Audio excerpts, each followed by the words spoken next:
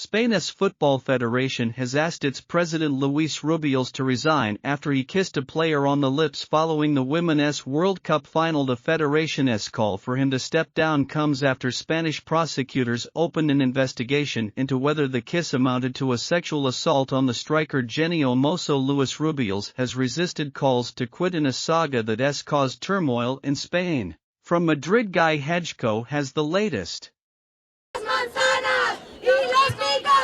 The last week has been one of anger for many in Spain. This protest was against the man at the centre of the country's football crisis, Luis Rubiales.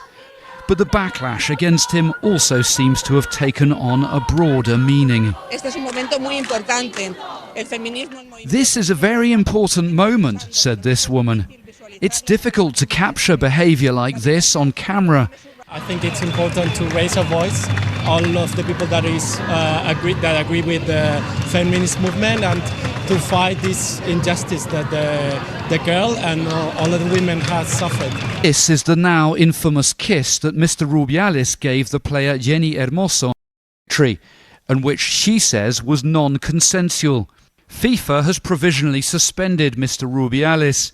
Prosecutors are investigating him for possible sexual assault.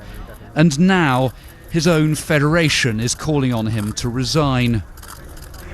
Mr. Rubiales' mother has locked herself in a church and begun a hunger strike against what she claimed was a witch hunt against her son. But for the left-wing government, he represents a mindset at odds with modern Spain. Spanish society is profoundly feminist. It is at the forefront of equal rights and an example on a global level, which is why these behaviours are so shocking. The Spanish government has asked this tribunal to open proceedings against Mr. Rubiales in the hope that eventually he will be removed from office. The involvement of suspended Mr. Rubiales. Prosecutors are investigating him for possible sexual assault, and now his own federation is calling on him to resign. Mr. Rubiales' mother has locked herself in a church and begun a hunger strike against what she claimed was a witch hunt against her son. But for the left-wing government, he represents a mindset at odds with modern Spain. Spanish society is profoundly feminist. It is at the forefront of equal rights and an example on a global level, which is why these behaviours are so shocking. The Spanish government has asked this tribunal to open proceedings against Mr. Rubiales in the hope that eventually he will be removed from office. The involvement of this court and the Spanish government reflects how this whole affair has now gone way beyond the limits of the football world. Whatever the future holds for Mr. Rubiales, this crisis has already shaken Spanish society. Meanwhile, the country is trying to remind itself that this all began with a remarkable sporting triumph. Guy Hedgeco, BBC News, Madrid. While this latest development is a further escalation in a story that has really snowballed since the World Cup final, our news reporter Azadeh Mashiri takes us through the timeline of events. So how did we get here? Well, after the World Cup final, during the ceremony, Luis Rubiales put his hands on either side of Jenni Hermoso's face and kissed her. Later on, during a live stream, she said she didn't enjoy it. Now, after fierce backlash from other football players, media, as well as Spain's own Prime Minister, Rubiales finally apologises. He says, "I made a mistake," and adds, "Sorry for those who were offended." And yet that's not enough. On the 24th of August, World Football's governing body FIFA opens disciplinary proceedings against him in order to examine his actions. On the 25th, the next day, Luis Rubiales says the kiss was consensual. This is what else he had to say. No voy a dimitir. I will not resign. No voy a dimitir. I will not resign. No voy a dimitir. I will not.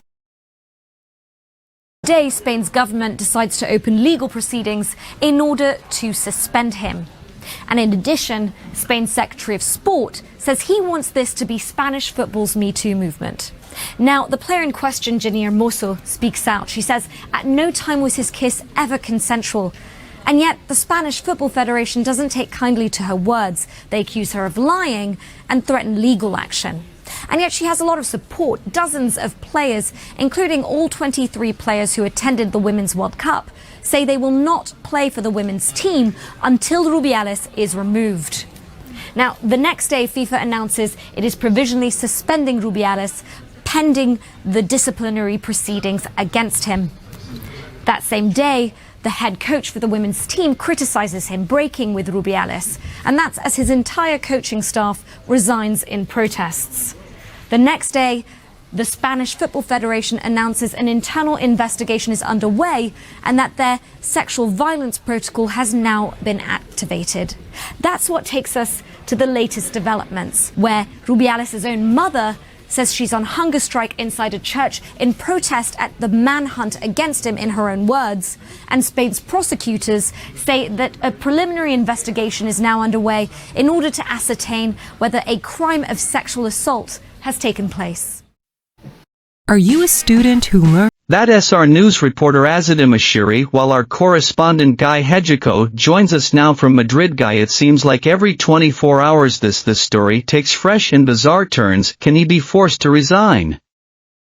Well, the Spanish government is taking actions that it will hope will lead to the removal of Luis Rubiales from his position. It has called on the National Sports Tribunal to open proceedings against him. And in theory, that could eventually lead to his removal. But it's a process which I think may take longer than the government would like. So obviously, the alternative to that would be that Luis Rubiales himself simply steps down amid all the pressure. There is, of course, also the other dimension to this, which are the criminal proceedings being taken by the prosecutor in Spain, who's looking into possible sexual assault by Luis Rubiales. So there is so much pressure on him from so many different fronts.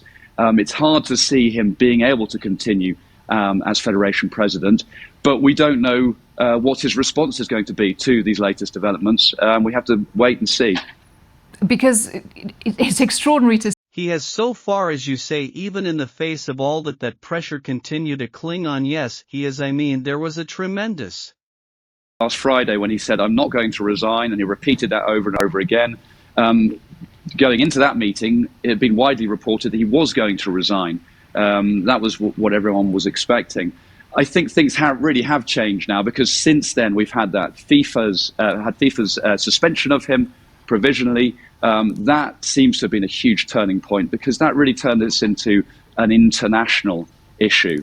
And then, of course, with yesterday's developments with his own federation seeming to turn against him, that is absolutely crucial as well, because the federation was really where he still seemed to have some support.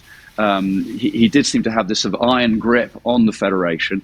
If his own regional heads turn against him, it's very hard to see where his support remains. So I think it looks as if he doesn't have anywhere to go now. He doesn't have much of a future. But of course, the decision to step down would be his if he's not actually forcibly removed.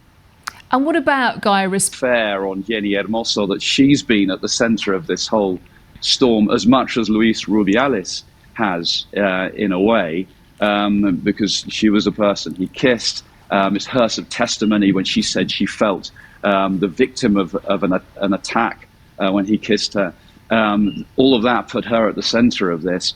Of course, she and her teammates are boycotting the national team. They're saying they were going to do that until Mr. Rubiales was replaced. Now, they seem to have sort of come out the victors in all of this sort of power struggle, given that the federation has turned against Mr. Rubiales, but he is still there. So the question is, will the players agree to start representing their country again now, given they're going to hang on further and say, we're really not going to play for our country until the president of the federation is replaced? That has